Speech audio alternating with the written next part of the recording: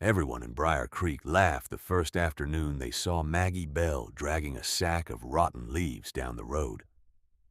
The sack was almost bigger than she was. It scraped behind her through the dust, dark water leaking from one corner, leaving a muddy trail past Roy Mercer's fence. Roy leaned on the top rail with two other men and laughed loud enough for the whole road to hear. "Look at that," he called. "Sarah Bell's girl is collecting garbage now." Maggie did not stop. She was 10 years old, thin from a hard summer with messy brown hair falling into her face and mud dried around the cuffs of her overalls. Her boots were too large, her gloves were patched twice, and her arms shook every time she lifted another pile of black, wet leaves into the old green wheelbarrow. Behind her, the men laughed harder. "No garden ever grew from trash," Roy said. Maggie pressed her lips together, picked up another armful of leaves, and dropped them into the barrow. She did not know how to answer grown men who had already decided she was foolish. So she let the leaves answer later, because by harvest time, those same people who laughed at Maggie Bell would be standing at her gate with empty baskets in their hands, and the rotten leaves they mocked would be the reason the town still had food. Maggie lived with her mother, Sarah Bell, on 6 tired acres at the edge of Briar Creek. Their farm had once belonged to Maggie's grandfather, Elias Bell, a quiet man who knew every tree line, every ditch, every low place where rainwater gathered after storms. But Elias had been gone 3 years, and Maggie's father had passed before that. By the summer Maggie turned 10, the farm felt like it was holding its breath. The barn roof leaked. The well rope was frayed. The garden behind the house had failed 2 seasons in a row. Sarah Bell worked from before sunrise until after dark, taking in laundry, mending shirts for neighbors, selling eggs when the hens were laying, and pretending not to count the jars left in the pantry. But Maggie counted them. She counted the beans. She counted the peaches. She counted the last jars of tomatoes, and every time she passed the garden she saw the same thing. Pale soil, cracks wide enough to swallow rain, bean poles with nothing climbing them, tomato vines yellowing before they had even tried. One evening, Sarah stood at the garden fence with her hand pressed against her forehead. "I don't know what else to do with it," she whispered. Maggie looked down at the dead soil and remembered her grandfather. Years earlier, Elias Bell had taken her into the woods after an autumn rain. Maggie had been small then, small enough to ride on his shoulders when the path grew muddy. He had knelt beneath the oaks and pushed aside a thick layer of fallen leaves. Underneath was soil so dark it looked almost black. "See that, Maggie?" he had said. She nodded. "The forest keeps what falls." Maggie had frowned. Why? Elias smiled and scooped the soft earth into his hand. "Because rotten leaves are not waste. They are the forest feeding itself." Maggie had never forgotten that. Not the smell of the wet woods, not the feel of the dark soil between her fingers, not the way her grandfather said it, like it was something simple that adults had somehow made complicated. The forest keeps what falls. So the next morning before school, Maggie took the old green wheelbarrow from behind the shed and went looking for leaves. At first she found them in the ditch beside the church, then under the maple trees behind the feed store. Then in piles neighbors had raked beside their barns waiting to burn.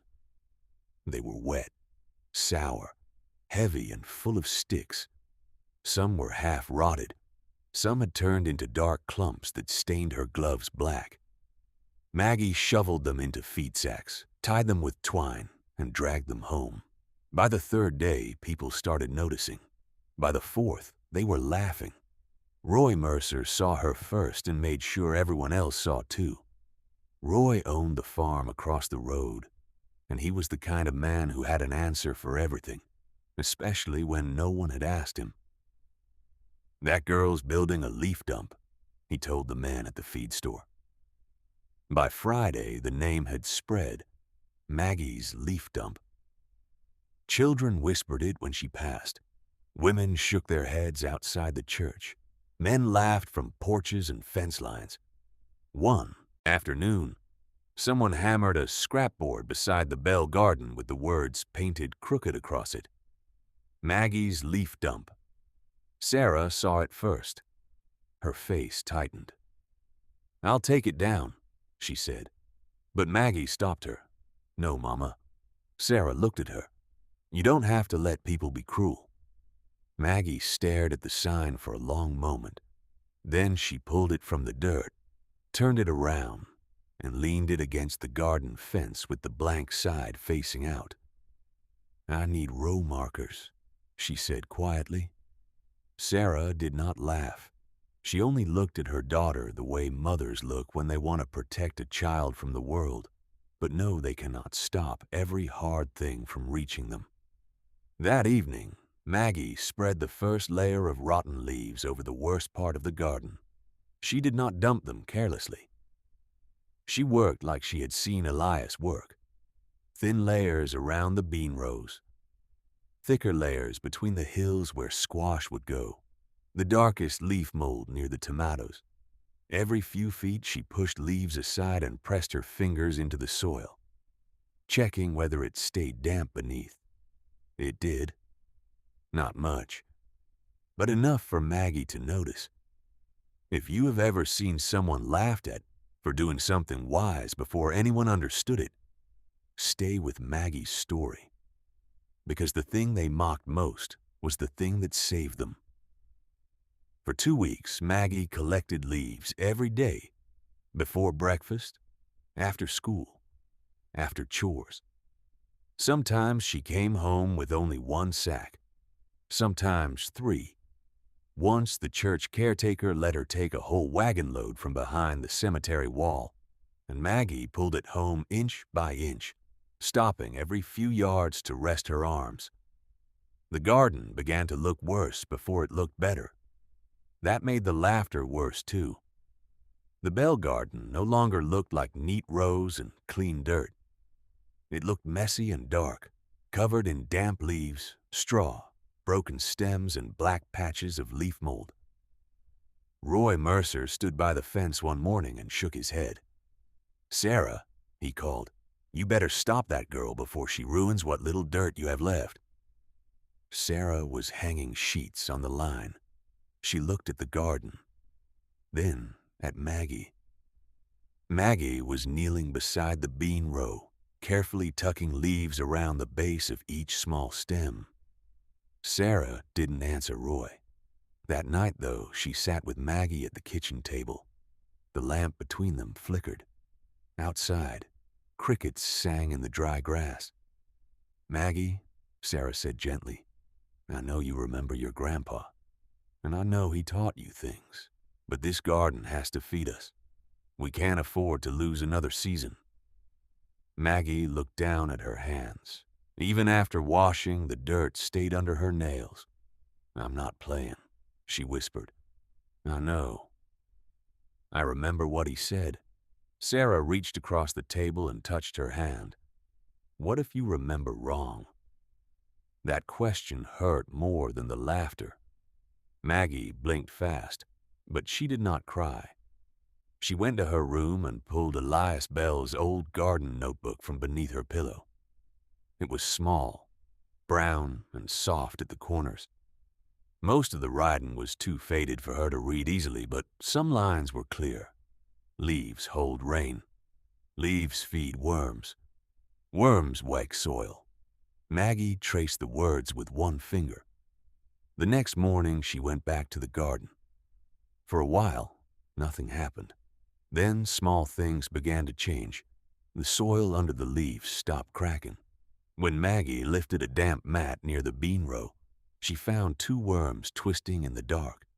A week later, the squash leaves were broader than Sarah expected. The tomatoes, which had looked yellow and weak, put on deeper green. Maggie did not tell Roy. She did not tell the children who laughed. She did not stand on the road and shout that she had been right. She only wrote in the notebook, "First worms today. Soil cool under leaves.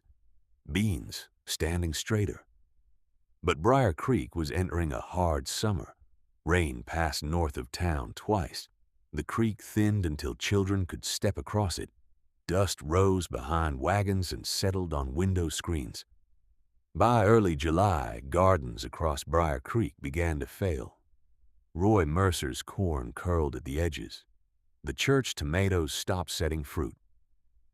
Mrs. Ada Whitcomb, the elderly widow who lived 2 roads over, lost nearly all her beans. At Sunday service, people spoke in low voices about wells, feed prices, and whether they should start opening winter jars early. Maggie heard all of it. Then she looked at her own garden. It was not perfect. Some plants still struggled. The far row of carrots had come up patchy. The cucumbers needed more shade than she could give them. But the garden was alive. Under the rotten leaves, the soil held what little rain came. The mulch kept the sun from baking the roots. Worms worked where the ground had once been hard, and every week the green rows grew thicker. Sometimes the hardest part of faith is continuing after people make your work look foolish. Keep watching, because Maggie's garden had not shown its real answer yet. One afternoon, Roy Mercer stopped laughing. Maggie noticed because he slowed his truck near the bell fence and looked longer than usual. His own garden stood across the road, dry and yellow. Maggie's bean poles were covered in vines. Roy spat into the dust and drove on. That evening, Sarah stood at the edge of the garden and said nothing for a long time. The sun was low and the leaf-covered rows glowed soft and green. Finally, she knelt down and pushed her fingers beneath the mulch. The soil underneath was cool, dark, alive. Sarah covered her mouth with one hand. "Maggie," she whispered. Maggie looked at her mother, afraid to hope too much. Sarah's eyes filled with tears. Your grandpa would have smiled at this. That was the first time Maggie cried. Not because people had laughed, not because the work had been heavy, but because for the first time all summer she felt like maybe she had remembered him right. By late July, the first real harvest came. Maggie filled a basket with green beans, squash, tomatoes, beet greens, and 3 cucumbers that had hidden under the leaves until they were almost too big. Sarah stood in the kitchen doorway, staring. They had not seen a basket that full in 2 years. "We should put some up," Sarah said, though her voice trembled. Maggie nodded. Then she looked toward the road. "Can I take the first one to Mrs. Whitcomb?" Sarah knew why. Ada Whitcomb had been eating less so her visiting grandchildren could eat more. Everyone knew it, though Ada was too proud to say it. Sarah wiped her hands on her apron. "Yes," she said. "Take the good tomatoes, too." Maggie carried the basket down the road with both arms wrapped around it. It was heavy, but not like the leaf sacks had been. This weight felt different. Mrs. Whitcomb opened the door and stared at the basket. "Maggie Bell," she said softly, "where did you get all this?" Maggie shifted her boots on the porch boards. "From the garden." Ada looked past her toward the Bell farm. "But everyone's gardens are failing." Maggie looked down at the tomatoes shining red beneath the beans. "I kept what everybody threw away," she said. Ada's eyes filled. She reached out and touched Maggie's cheek with one thin hand. "Well," she whispered, "then everybody was wrong." After that, the Bell garden seemed to give more every morning. Beans first, then squash, then tomatoes, then greens Maggie had nearly given up on. Sarah canned what they needed and set aside what they could spare. At first it was 1 basket a week, then 2, then 4. They began leaving vegetables on the church steps after service. No sign, no announcement, just baskets. People noticed. A mother with 3 children took squash and cried in the wagon before driving away. The church caretaker took beans for his wife. Mrs. Whitcomb took tomatoes and later returned the empty basket washed clean with a folded note inside. Thank you for remembering us. By August, no one called it Maggie's leaf dump anymore. Not out loud.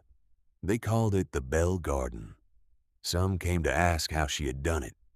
Maggie explained as best she could. Don't burn the leaves, she told them. Pile them. Let them rot. Spread them when they turn dark. Keep the soil covered. Some listened. Some only nodded. Roy Mercer did neither. He came near the fence 3 times and walked away 3 times. His pride was a hard thing, and everyone in Briar Creek knew it. But hunger makes pride quieter. One evening, as the sun dropped behind the barn, Maggie found Roy standing near the gate. His hat was in his hands. Across the road, his garden was nearly gone. Maggie stood still. Roy looked at the rose, then at the wheelbarrow, then at the pile of dark leaf mold near the fence. I was wrong, he said. The words came out rough. Maggie did not answer right away. Roy cleared his throat. I laughed when I should have helped. Maggie looked at him for a long moment. Then she turned, picked up a basket and filled it with beans, squash, and tomatoes. Roy's face reddened. I didn't come to take from you. I know, Maggie said. She handed him the basket anyway. My grandpa said soil can come back if people stop burning what could feed it. Roy held the basket like it weighed more than vegetables. Then he looked down and nodded. I reckon people can come back too, he said. And this is where Maggie's story stops being about leaves and starts being about what people overlook. Because the town was about to learn that sometimes the poorest hands are the ones holding the answer. The next Sunday, Roy Mercer brought 3 wagon loads of rotten leaves to the Bell farm. He did not make a speech. He did not ask anyone to praise him. He only dumped them beside Maggie's compost pile and said, "Thought you might know what to do with these." Then others came. The church brought leaves from the cemetery maples. The feed store brought spoiled straw. Mrs. Whitcomb brought coffee grounds in a tin pail. Children who had once whispered Maggie's leaf dump now asked if they could help turn the pile. Maggie showed them how. She showed them how the top layer stayed rough and brown, but underneath, the leaves softened into something dark and rich. She showed them worms. She showed them how damp soil smelled different from dead dust. She showed them that not everything rotten was ruined. By September, the Bell Garden had become the greenest place in Briar Creek. Not magical, not endless, but enough. Enough for widows, enough for church meals, enough for families whose gardens had burned out in the drought. Enough for Sarah to fill the pantry shelves again and sleep through the night without counting jars in her mind. At the end of the lane, the old board sign still stood, the one that had once said, Maggie's leaf dump. Sarah found Maggie beside it one morning with a paintbrush in her hand. She had painted over the old letters. In careful white strokes, the sign now read, Bell Garden. Take what you need. Sarah stood behind her daughter, reading the words. Then she placed both hands on Maggie's shoulders. You sure? She asked. Maggie looked out over the rows. Roy Mercer was helping stack crates near the church wagon. Mrs. Whitcomb was choosing tomatoes for soup. 2 children were carrying a basket between them, laughing not in mockery now, but in joy. Maggie nodded. Grandpa said the forest keeps what falls, she said. Maybe people should too. That afternoon, the town lined up at the Bell Gate. Not to laugh, not to point, not to call the garden a dump, They came with baskets, jars, aprons, and quiet thank yous. And Maggie Bell, the little girl they had mocked for saving rotten leaves, stood beside her mother and helped feed them all. They thought Maggie was saving garbage, but she was saving rain. She was saving soil. She was saving her mother's farm. And when the dry summer took more than anyone expected, she was saving the town too, because sometimes wisdom does not arrive looking clean and polished. Sometimes it arrives in muddy boots, with a patched glove, pushing an old green wheelbarrow full of rotten leaves. And sometimes the thing everyone throws away becomes the very thing that keeps everyone alive. If Maggie's story reminded you that nothing honest is wasted, subscribe to Willow Field Stories for more rural stories about quiet courage, old wisdom, and the people who prove everyone wrong without saying much at all.